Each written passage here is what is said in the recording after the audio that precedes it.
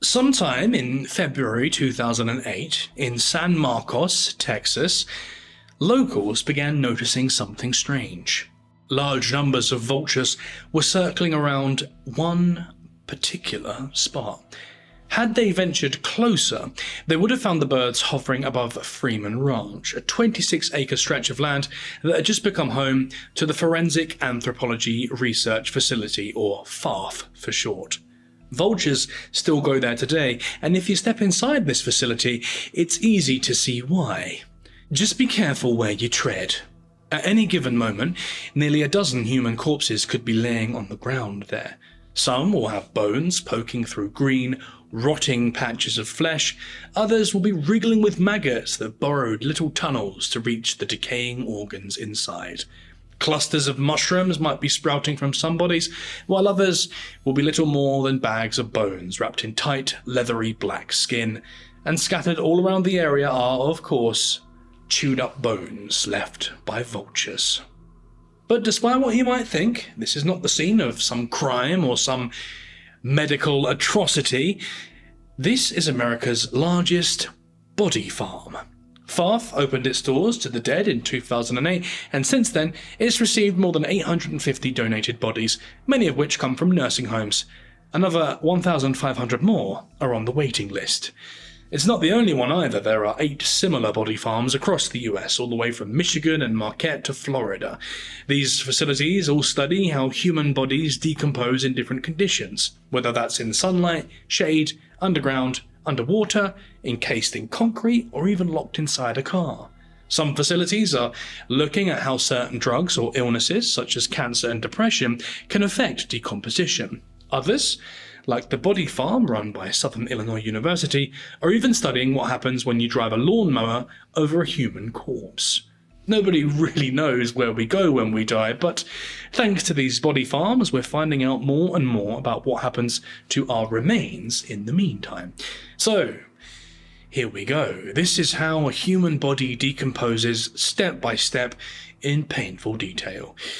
Hold on to your breakfast. The rest of this video is going to get pretty graphic. The process of decomposition begins moments after we die. That is, medically speaking, when our hearts stop beating and our brainstem shuts down for good. From this point on, nature gets to have its fun with our remains.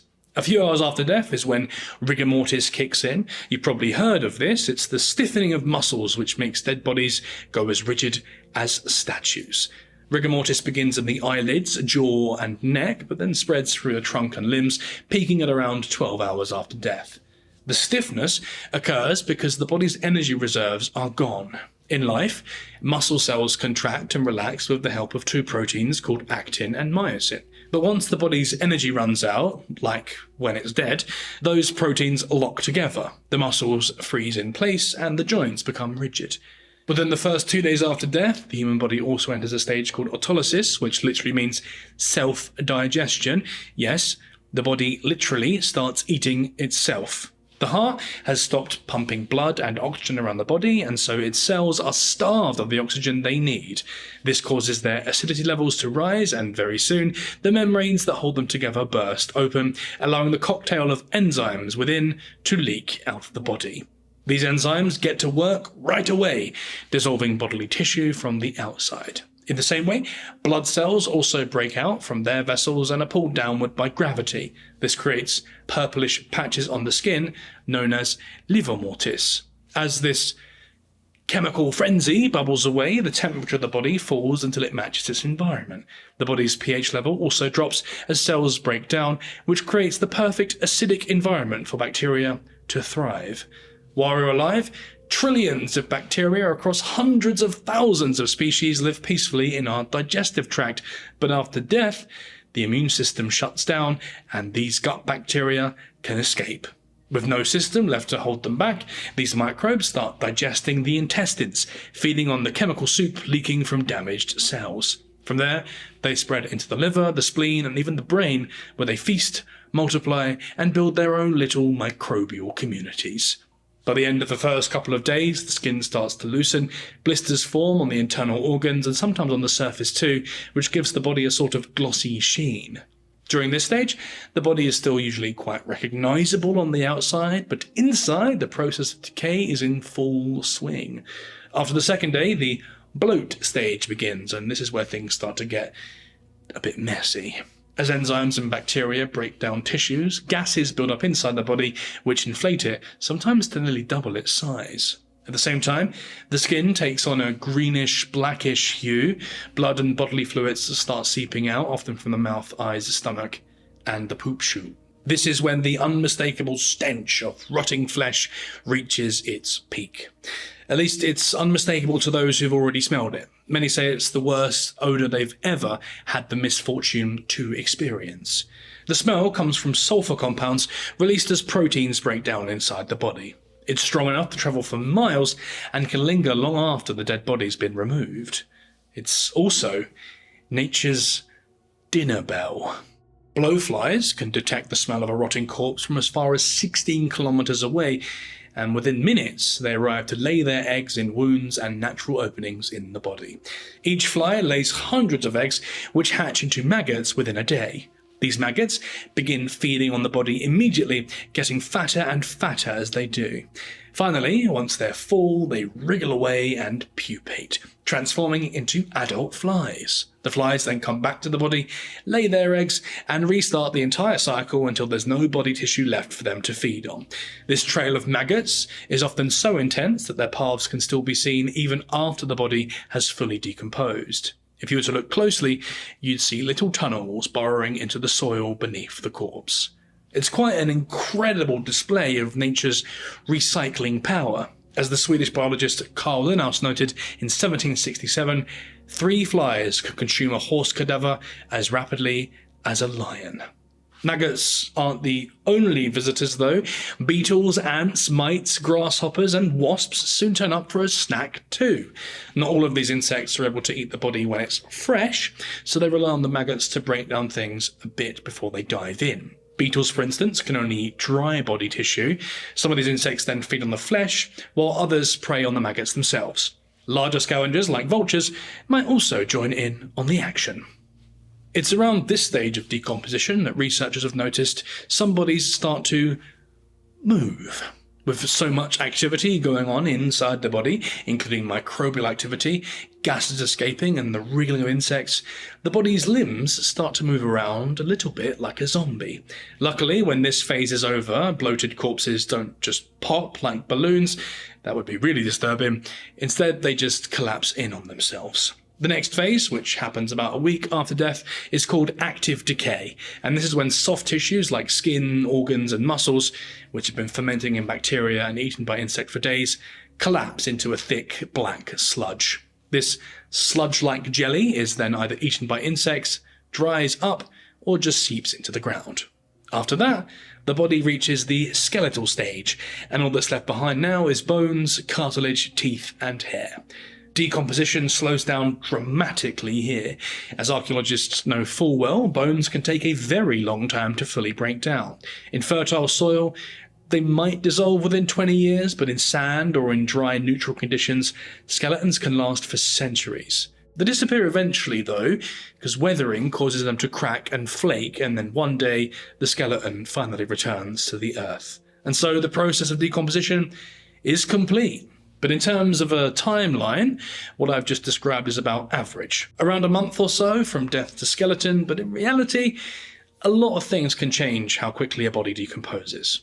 Temperature and humidity are the big ones. Hot and wet conditions speed everything up, while cold or dry conditions slow things down.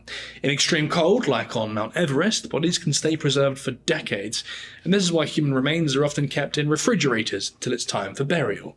Which soil the body is buried in, how deep it's buried, and chemicals in the ground can all affect decomposition too. Acidic soil, for instance, can eat through a coffin faster and expose the body to insects much earlier on, which does speed things up. Even the coffin liner makes a big difference. Some materials pull moisture away, which dries the body up and mummifies it, while others trap fluids and cause the body to break down faster. And let's not forget the cause of death either. Trauma, like gunshot wounds, can give bacteria and insects quick access to the body, and if someone dies with an infection, like sepsis, in their system, then the bacteria is already inside them, which can speed up decomposition significantly. On the flip side, cancer patients who've had chemotherapy or antibiotics in their system may decompose more slowly, since those drugs kill microbes that normally help break a body down. And then there's embalming, a practice that's most common in the US and Canada, which involves injecting chemicals like formaldehyde into the body to slow the breakdown of tissues on purpose. Embalming is purely cosmetic. It's done so family and friends can view the body at funerals. It doesn't stop decomposition, but it can delay it by quite a long time. So much time, in fact, that in some places, embalming actually isn't allowed for people who've died of serious contagious diseases. And if the body doesn't have the luxury of decomposing inside a coffin at all, or in nature, then it can make quite the scene. All of the stages of decay I've described in this video are so much worse when they take place, say, in someone's house. The people that know this best are crime scene cleanup teams. They must remove every trace of the body left behind, including blood, fluids, and feces. Depending on the crime scene, these fluids can be splattered across different surfaces, poured in bathtubs, soaked into carpets and floors, stained into grout, or sprayed along skirting boards. The blood can contain infections like hepatitis B and C, which can live as long as 6 weeks on hard surfaces, and there's almost always a large infestation of insects to deal with. But we'll save the cleanup stories for another video, because despite the ick factor of this topic, decomposition actually plays a crucial role in forensic investigations. By looking at how bodies decay, forensic teams can work out the cause and time of death with stunning accuracy. From the chemicals that bodies release over time to the various types of insects that colonize them, dead bodies are home to a wealth of important forensic, biological, and medical information. It's why body farms like FARF exist, and why researchers continue to study a process that most of us would find unbearably disgusting. Their work helps us to solve more crimes, recover hidden or buried bodies, and gives us a deeper understanding of our own biology. And if there's one more silver lining to the knowledge of our own inevitable demise, it's that human decomposition isn't just an ending. It's the start of something new. While dead bodies initially cause a toxic shock to nearby plants because of the chemicals that they release, this all changes about a year later.